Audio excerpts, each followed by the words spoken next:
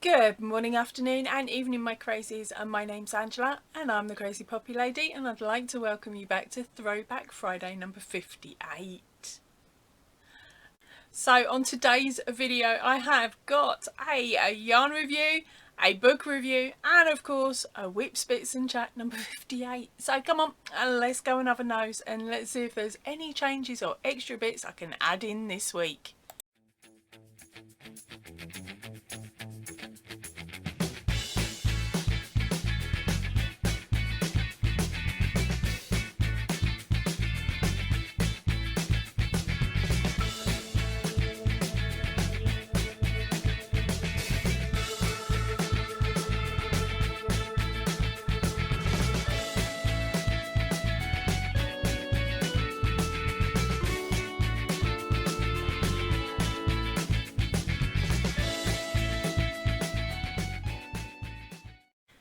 Right, so the first video I have up for you today is Happy Gurumi, which is a 20 super cute amigurumi toys and crochets by Vanessa Chan. Now, I was really lucky I won this book. I'll tell you all about it in the video now. Today I am bringing you a quick look through of this book, which is called the Happy Gurumi, a 20 super cute amigurumi toys to crochet. It's by Vanessa Chan. Now, this book I actually won as a prize. And this book I actually won as a prize back in August last year from a beautiful lass called Ella, and that is Ella at No Catchy Name Crochet. Now, I did say back then I will show you, and I completely forgot. So of course on this week's Throwback Friday I will be showing you this book. So just hop in a little bit earlier to show you it now, which means I will also link it in that video and later on in the week, just in case you missed it. Right, so as I said, there is a 20 super cute pattern. Yep, I was that forgetful then and I still am now. So now let's skip through to the first page. Now, as you can see, it's a beautifully bright, beautifully bold, and the contents is written out beautifully, explaining what is on what page. We then have our introduction page with more images of the patterns inside. Right, here we go. Here is the very first one, and this is a very simple bumblebee. I haven't actually made this one yet because I do a little bit different. Now, some of these patterns do actually call for extra things and not just yarn, and in this case they are asking you to get hold of some black safety eyes and some pink craft felt. But of course you can always do these little pink sections with a magic ring and yarn. Next one up is a little bluebird, and this one, the extra bits that you need is a couple of safety eyes. Then we've got up and away with some hot air balloons.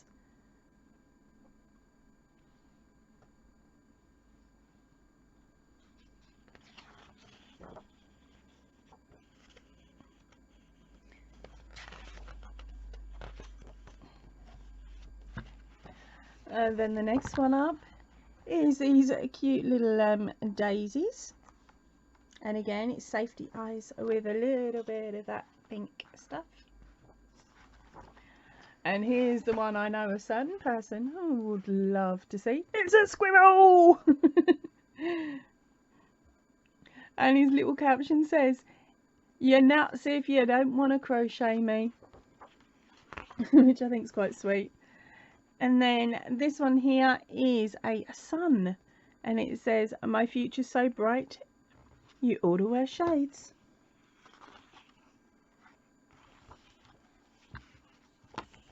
And here is another one I think I know somebody would like. It is a ladybird. And then of course you've all seen Captain Rippet. Here he is here. Now this one was made with the Aldi cotton. He has also been made in a really thick cotton as well. There is another video that I will link to up here, which shows you the difference in size between the two cottons. Right, our next one up is a little bunny rabbit, and this one calls for an extra bit, which is a safety nose. And then we have this cute little turtle.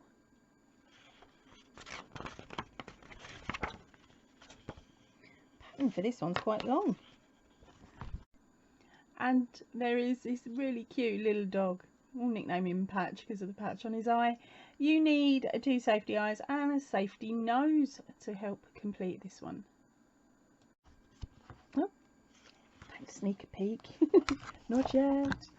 We have got a purple elephant.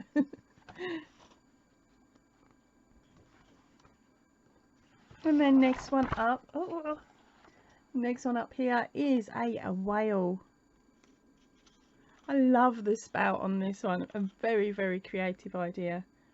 And his little caption says, "You'll have a whale of a good time with me." And then we have this little ostrich who says, "Don't be afraid to stick your neck out." I am loving these captions. Okay, and of course there is always room for dessert, even if you're stuffed.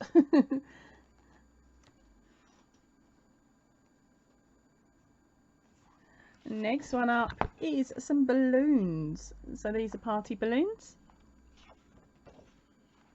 Their caption is, "We are so excited we could burst." Here's the one that puzzled me all them months ago.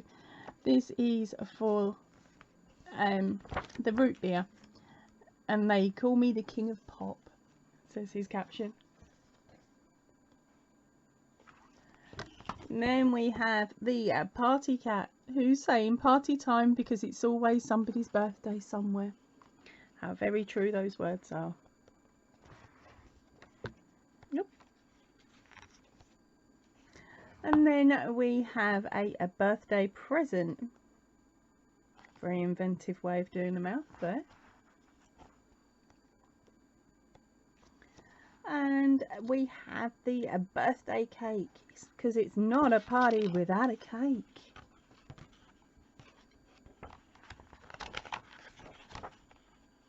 Right, and that is it for the patterns in this book. And as you can see at the back, they have the instructions on how to do each different type of stitch that's used within the book, and also a lovely section on how to sew the pieces together and the abbreviations. Okay, also it gives you information on where you can get the different parts that you are going to need within the book. Now of course these are American shots, so I'm not going to worry about reading them out to you. And then we have a section here about the author, which is Vanessa Chan. She grew up in the suburbs of New York, making little animals out of Play-Doh and painting along with Bob Ross on public television. She got into crocheting amigurumi while in college and was soon creating all sorts of weird little monsters, animals and food. She runs her very own online shop selling her crochet patterns and project kits while trying to make a dent in her ever-growing collection of yarn. Check out her shop and other crochet work at thepuggeryrabbit.com. I will stick that just here so that you can see it a lot better. Right, that is it for me for today. I hope you enjoyed having a look through at this cute little book. And again, thank you ever so much. Thank you ever so much, Ella, for sending this out to me. I absolutely love it. Right, I'm going to head off now. I will see you all really soon. If you can, please stay in and definitely stay safe. Now I did finally get round to making one of the patterns from this book, and to be honest the book was so simple and so easy to follow. I made Captain Rippet, as some of you will have seen. He's normally in the background hiding somewhere, and I also made it again using a really thick cotton, which was a cotton review that you may be able to find on the channel. I will also see if I can find a picture and insert it now. If I can't, apologies. Right.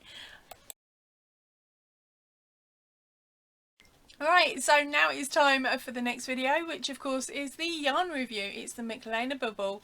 I'll give you a bit more information on the end of this video about what I've made with it and whether I managed it in time. Now with this yarn review I went into a lot more detail. I even managed to find some retailers that would ship it here, there and everywhere. And I also had a chat with my Reggie at J Hook Crochet, who pointed me in the right direction for some sites that she had previously used to purchase that yarn. So if you want to get all of those details, remember the link is up the top here to the video, and then in the description box of that video will be all of those details for you. Right, so here it is. This is the, oh sorry, let's get it around the right way, the Michelena bubble. I'm sorry my German guys and girls, I'm not going to attempt this one. I know, a small amount of German, but not that much.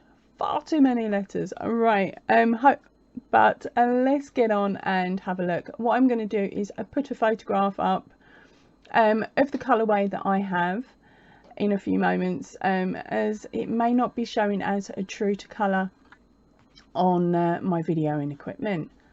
So, and this is the dark to light, okay, and I also have the other cake which is light, which was light to dark. So it started off with the pink and ended up with the dark grey. Okay, so let's show you the image of what these two cakes look like. That seems to be quite common for me, especially with this one. But other than that, it is very forgiving, and as you can see, it's bringing out some beautiful detailing. Let me just bring this closer to the camera and hope it focuses in. There you go, look at that, isn't that stunning? Just the way that it's working up. Okay, so the bit that you guys really want to see is me attempting to work with it. Right, so what I've got here is a E or a 3.5mm hook, and that's the actual one I'm using for the project. So I'm just going to do a bit and then undo it at the end. Right, actually, let me just bring the camera down so you can see it a bit closer. Right, so here we go. It's just doing the chaining.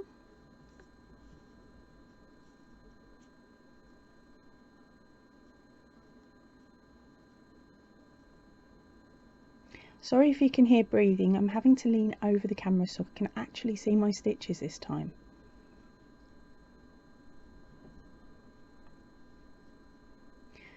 Okay, I'm just going to do a very small sample, because of course I'll be ripping it out shortly to carry on with my dress.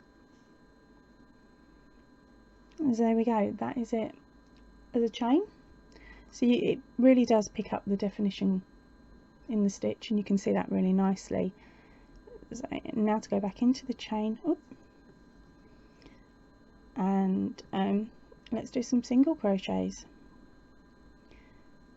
Now normally I will hold my yarn just between my two fingers there, but I've noticed that with this yarn it works a lot better, and I get less straggly bits if I wrap it around my little finger and then run it through that finger. So it is actually, oh sorry, I'm so used to doing doubles with it.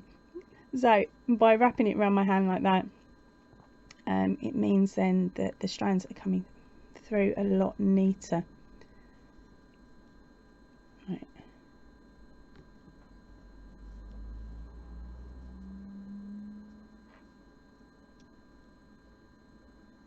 Oh.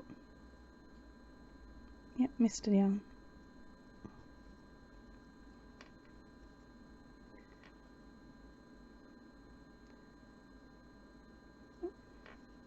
Yeah, this is the section that I always find the hardest, which is going back into chain.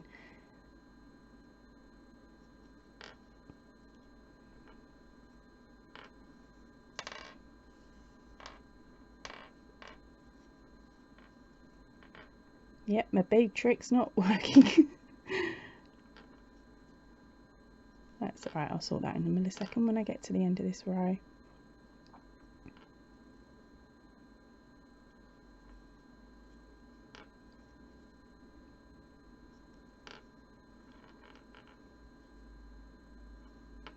Right, what I'm going to do now is stop talking and speed up the camera in the editing so that you guys can see it worked up a little bit quicker than what I'm doing at the moment, because as you can see I'm having to go quite slow to ensure that I pick up all of those strands.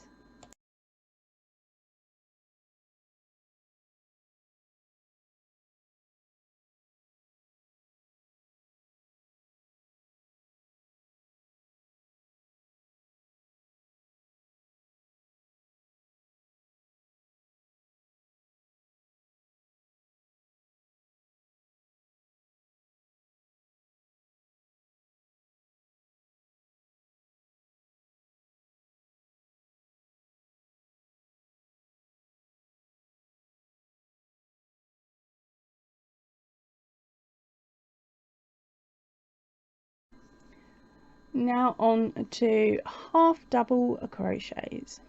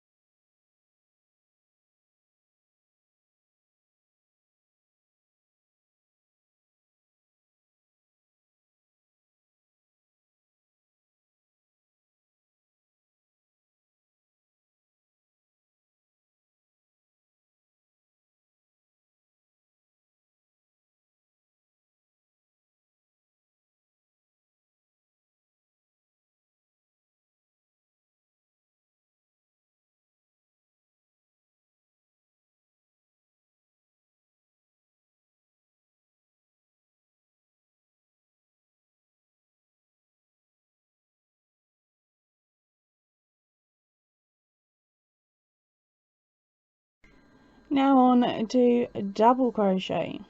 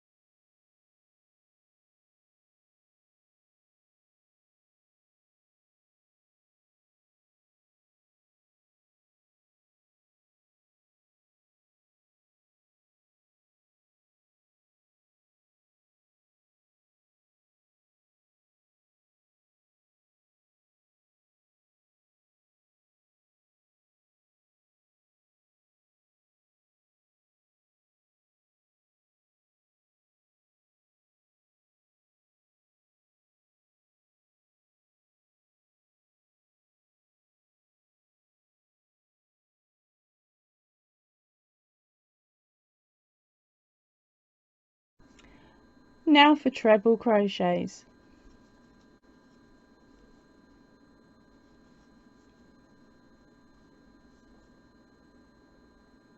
You've got to be a bit more precise with this one because of course where the yarn does separate, sometimes you may miss one of them, so it's definitely a slower stitch to do.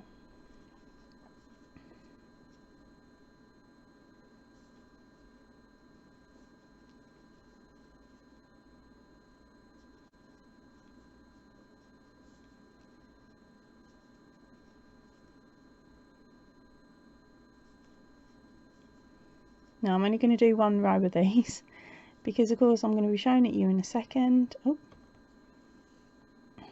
and then I'm going to be stripping back.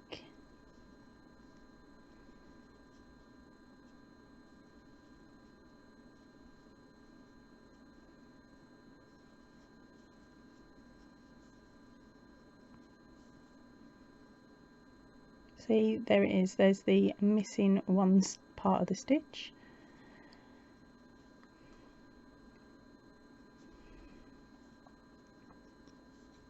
So it definitely is a yarn that you need to keep your eye on.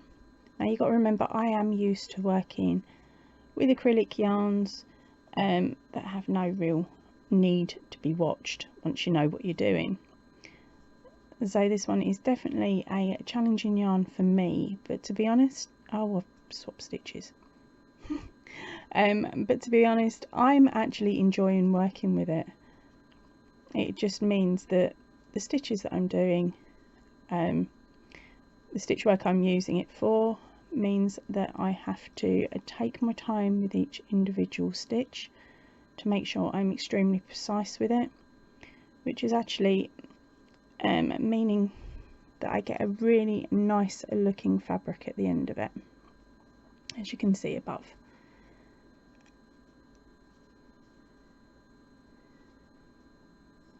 Right, I'm going to stop talking because when I talk I forget what I'm doing.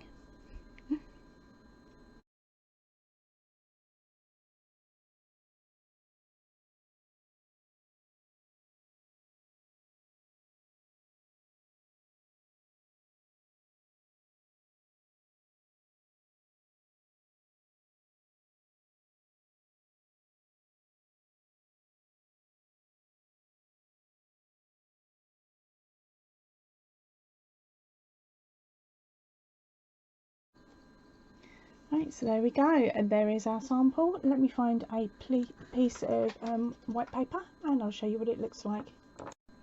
Right, so here we go, here's the finished sample. As you can see, it is only a diddy sample. It was only 2 lines of 2 rows of each stitch, just to show you how it works up very reasonably. Right, so of course we have our first 2 rows of single crochet, then our half double crochet, then our double crochet, and then 1 row of treble crochet, or nearly 1 row. I got a bit confused, didn't I? But there you go, and that's how it looks. Let's give it a little bit of a stretch out so you can see. Now I don't mind it, I think the colours work really well, and especially when it interchanges into the next colour.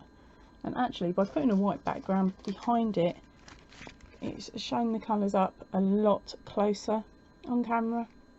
Okay, I might have to put a white background on my table. Right, so that gives you an idea. Let me show you the colour work up against a white card. There we go. That's a little bit truer. Okay. Right, and so here's the fun or not so fun bit, which is ripping it back. Right, so a case of taking it slowly with this yarn. You can't turbo speed it like you would. Oh, just realised I've knocked the camera. Sorry. Right, you can't turbo speed it like you would, say, a DK or a basic Aran, like an acrylic yarn. But as you can see, if you take your time with it, it does come out quite nicely. There may be times where it will catch, and my suggestion is to make sure you have a needle close to hand so that you can manipulate the yarn with the needle. And there we go, now we're on to our singles. Oh.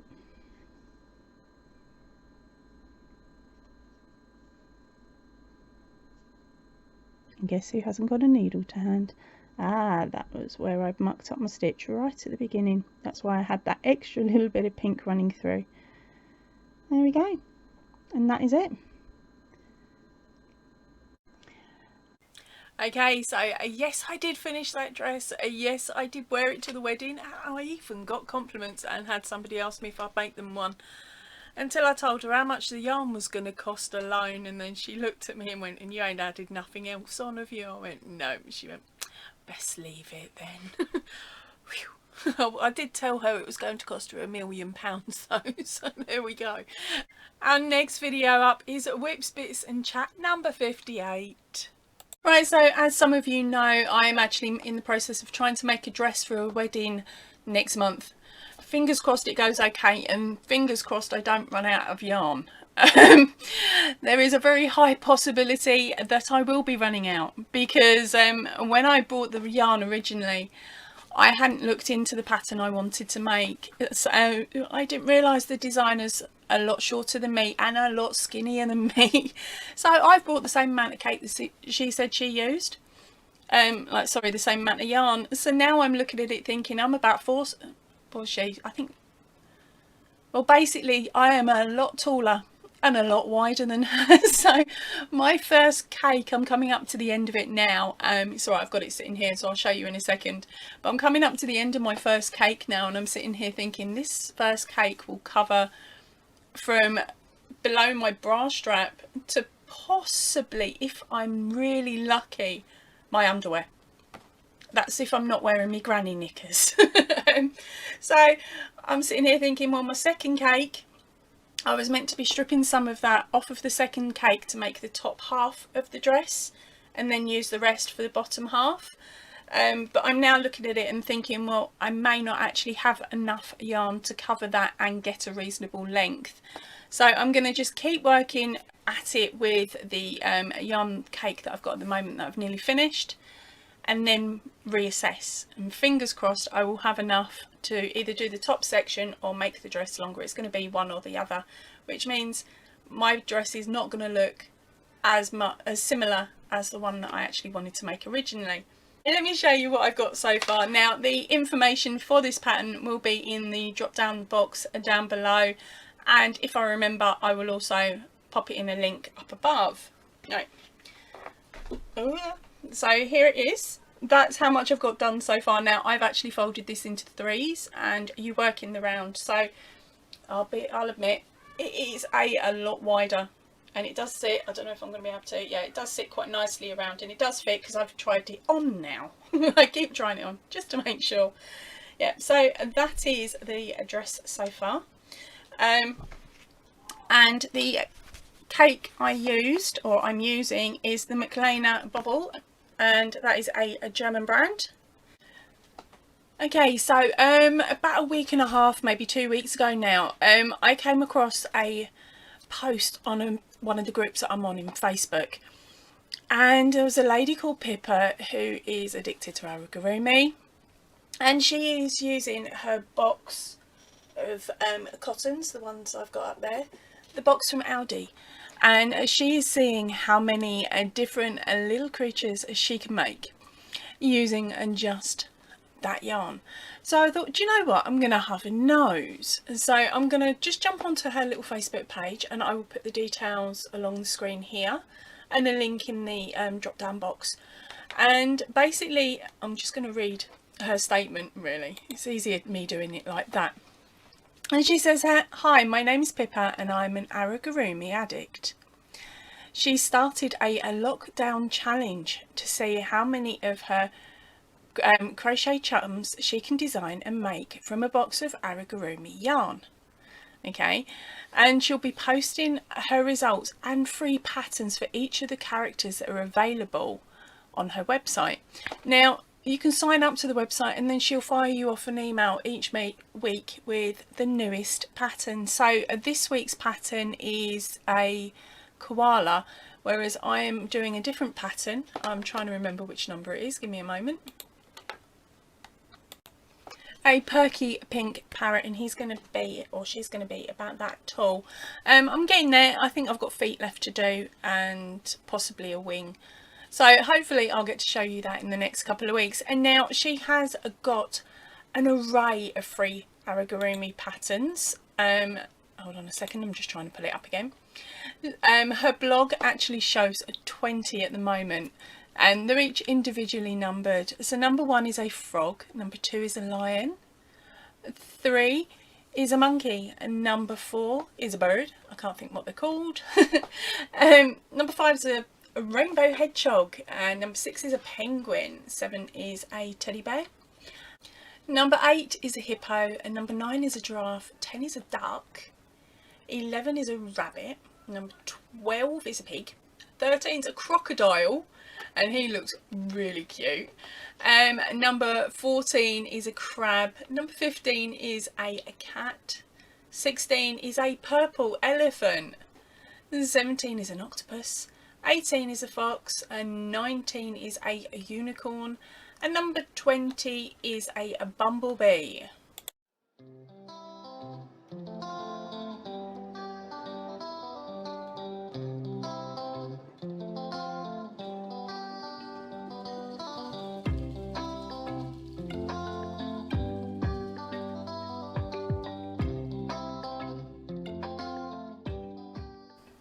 Number 21 is a parrot, and that's the one I'm doing, and then 22 has just been released, and that is a cheeky koala. And now she does say she has a few more patterns left to go.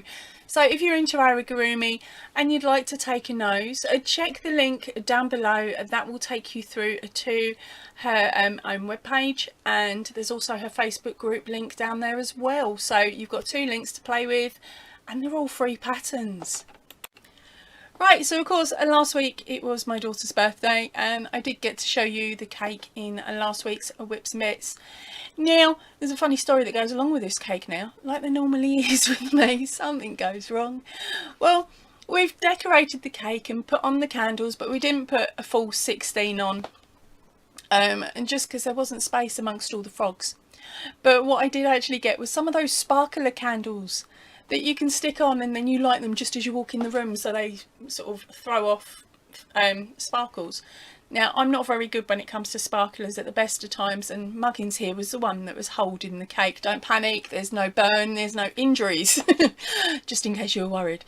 No, there we are. We've lit all the candles in the kitchen, walked through the hallway to just by the door for the lounge, and my daughter couldn't see the cake at this point because she was up the other end of the lounge. So my husband lights the 2 fireworks on top of the cake. We just start singing happy birthday. We don't even get the first sentence out the way, and the house decides to join in with us, and the fire alarm goes off, because of course where we've lit it, I was standing directly underneath the fire alarm, wasn't I? So of course we go happy birthday to, and then the noise from the fire alarm. So we just shouted louder until we got the cake close enough to her to be able to get her to blow out the candles and watch the sparklers die down. But it took about 5 minutes for the alarms to shut up. Now for a little light entertainment. Here is a quick video of Liam the puppy and what he got up to this week. No puppy was harmed in the making of this video. He actually thoroughly enjoys it, and he demands that I do this every day. Helping me with my physio, aren't you, Liam? Stinky feet. Stinky feet.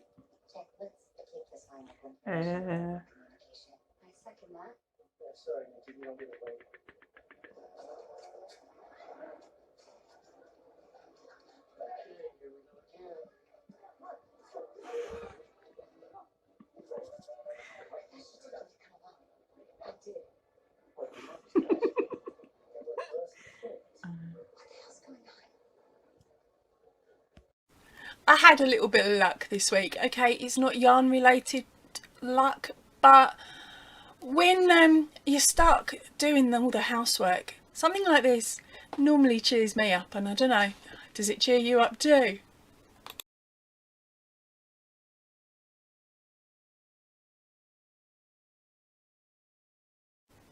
So that cash is actually going in a little pot on the top of the shelving in my laundry room. Every time I collect coins or notes, as that case was, I stick the money in a pot, and it's my I'm going to spend it because nobody knows about it cash, which normally ends up going on yarn. So yep, super cool. A £5 towards the next project. Now my eldest came downstairs the other day and asked me to French braid her hair, which is fine. I haven't done it for so long, and I used to love playing with the girls' hair when they were younger and letting me do random crazy hairstyles. So I did a couple of braids. Now my daughter's got a thing about dyeing her hair, and the colours have started fading for the shades that she's using at the moment. I couldn't help it. I had to take a photograph because to me it didn't resemble a plait. It resembled hand dyed yarn. Look at these colours, they are stunning. Right, that's it. I've talked your ear off enough today. I'm going to head off now. I will see you all really soon. If you can, please stay in. Definitely stay safe. And ta-ra for now, everyone.